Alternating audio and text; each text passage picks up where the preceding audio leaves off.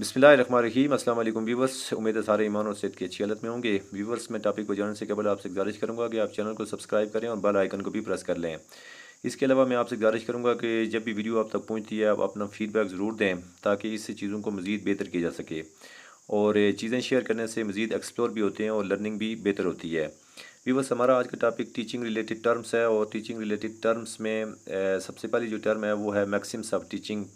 Maxim's of teaching वो fundamental agreements हैं या वो यूनिवर्सल ट्रुथ हैं कि जो एक्सपीरियंस हैं, एक्सपीरियंस बेस हैं। एक्सपीरियंस बेस से मुराद ये है कि जो डिड्यूस हो चुकी है, मसलन known to unknown, simple to complex, concrete to abstract, इस तरह की जो अप्रोचेज़ हम इस्तेमाल करते हैं किसी क्लास के अंदर, तो ये मैक्सिम्स ऑफ टीचिंग कहलाती है।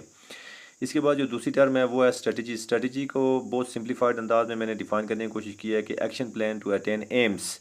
एम्स की बाबत हम जानते हैं कि ये नेशनल बेस पे होते हैं और ये मुल्की सतह पे बनाए जाते हैं। जब भी कोई स्टेट या इदारा चाहता है कि मुल्क के अंदर वसी मफाद में जो नेशन की वसी मफाद में कोई चीज़ जब अटेंड करना चाह रहे हैं तो उसके लिए जो हिकमत अमली वज़ा की जाती है, दैट इज़ कॉल्ड स्ट्रेटजी जाती है।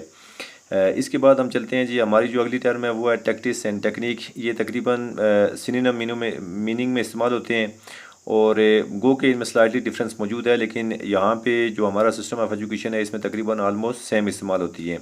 और इसको यूँ डिफ़ाइन किया गया है attainment of specific task. Attainment of specific task से मुराद ये है कि ये आप टीचर से रिलेटेड हैं कि आप टैक्टिक्स यूज़ करें, टेक्निक का इस्तेमाल करें।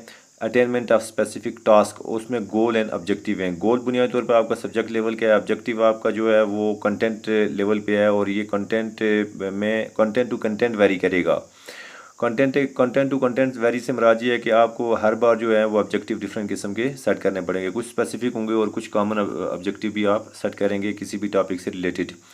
तो ये अटेनमेंट ऑफ स्पेसिफिक टास्क है और ये आप जब अपनी क्लास के अंदर मखसूस किस्म की हिकमत अमली बनाते हैं उन गोल्स और ऑब्जेक्टिव को अचीव करने के लिए, तो इसे हम कहते हैं टैक्टिक्स एंड टेक्निक। इसके बाद जो हमारे पास अगली टर्म है वो है प्रोसीजर।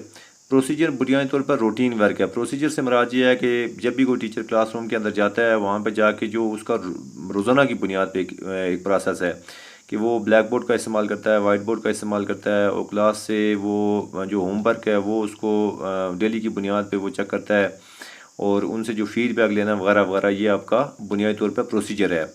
और मेथड जो है वो बहुत सारे मेथड हैं टीचिंग के अंदर इस्तेमाल हो रहे हैं। मेथड बुनियादी तौर पर स्टाइल ऑफ डिलीवरी है, हाउ टू डिलीवर, कि आप बच्चे को पढ़ाएंगे कैसे, हाउ टू डू, आपने ये काम कैसे करना है। और ये वेरिएंट मीन कि ये कुछ फिक्स नहीं है। एक टीचर एक ही क्लास में एक ही सब्जेक्ट के अंदर मुख्तलिफ किस्म के मेथड इस्तेमाल करता है, लेकिन ये जो प्रोसीजर है वो तकरीबन सेम रहता है थ्रू आउट द ईयर या थ्रू आउट द यूँ समझ लें कि जो एक्टिविटी आप या जो प्रोसेस आप या जो भी सब्जेक्ट आप पढ़ा रहे हैं उससे रिलेटेड जो है वो प्रोसीजर आपका सेम रहेगा। और एक और चीज़ याद रखने वाली है वो ये है कि मेथड बुनियादी तौर पर बहुत सारे मेथड हैं, लेकिन ये तीन एरियाज़ के गिर्द घूमते हैं। एक है टेलिंग, शोइंग और डूइंग। ये तीन तरह के एरियाज़ हैं। टेलिंग बुनियादी तौर पर लेक्चर मेथड है जो बहुत फ्रीक्वेंटली हमारे सिस्टम ऑफ एजुकेशन में इस्तेमाल होता है और अनफॉर्चुनेटली हमारा जो सिस्टम ऑफ एजुकेशन में नर्सरी से लेके ये शुरू हो जाता है। इसमें बच्चे अक्सर पैसिव रहते हैं और टीचर एक्टिव रहता है। हालांकि एलिमेंट्री जो क्लासेस हैं वहाँ पे लेक्चर की कोई गुंजाइश नहीं है, लेकिन हम इसका बहुत फ्रीक्वेंट इस्तेमाल करते हैं जिसकी वजह से बच्चों की लर्निंग प्रॉपर नहीं होती है। और इसके बाद जो दूसरी अप्रोच है वो है दूसरी अप्रोच जो है वो शोइंग है। और शोइंग से मुराद ये है कि डेमोन्स्ट्रेट करना, कुछ चीज़ें आप बच्चों को दिखाएंगे, आप उनको उनकी जो जिसे कहते हैं कि ऑब्जर्वेशन जो है, ऑब्जर्वेशन में कुछ चीज़ें लाएंगे तो ऑब्जर्वेशन से जो लर्निंग है वो भी बहुत ही कमाल की होती है। और इसके बावजूद ये कहा जाता है कि 75% जो लर्निंग है वो ऑब्जर्वेशन से होती है। और इसके अलावा जो थर्ड अप्रोच है ये बहुत ही आउटस्टैंडिंग अप्रोच है और वो है डूइंग में भी कैटेगराइज किया गया और इसमें सबसे टॉप क्लास जो अप्रोच है वो ह्यूरिस्टिक अप्रोच है। ह्यूरिस्टिक अप्रोच से मुराद ये है कि तहकीकी अप्रोच, जिसकी बाबत जो एग्जाम्पल कोट की जाती है वो नील आर्मस्ट्रॉन्ग की जाती है कि जिन्होंने ख़ुद से तहकीक की, ख़ुद से सारा वो प्रोसेस किया और उसके बाद उन्होंने लर्न किया। तो डूइंग जो है इसका अगर आप इस्तेमाल कर सकते हैं अपनी क्लास के अंदर, जो भी आप मेथड इस्तेमाल करेंगे इस अप्रोच को लेके, डूइंग वाली अप्रोच को लेके, तो बच्चों की लर्निंग सबसे ज़्यादा होगी। इसकी मैं आपको मिसाल ये देता हूँ कि हमने 9th 10th में जिन लोगों ने साइंसेस में दाखिला लिया था आज भी इसी तरह से हो रहा है कि आखिरी 15-20 दिन जो हम बच्चों को प्रैक्टिकल करवाते हैं, हालांकि प्रैक्टिकल का रूल ये है कि आपने जो साइंस लैब है उसी के अंदर साइंस की क्लासें लेनी होती है। तो जो प्रैक्टिकल करवाते हैं वो बच्चों को हमेशा याद रहते हैं, लेकिन जो थ्योरी उन्होंने पढ़ी होती है वो टाइम के साथ ख़त्म हो जाती है, उनके जहन से मैप हो जाती है।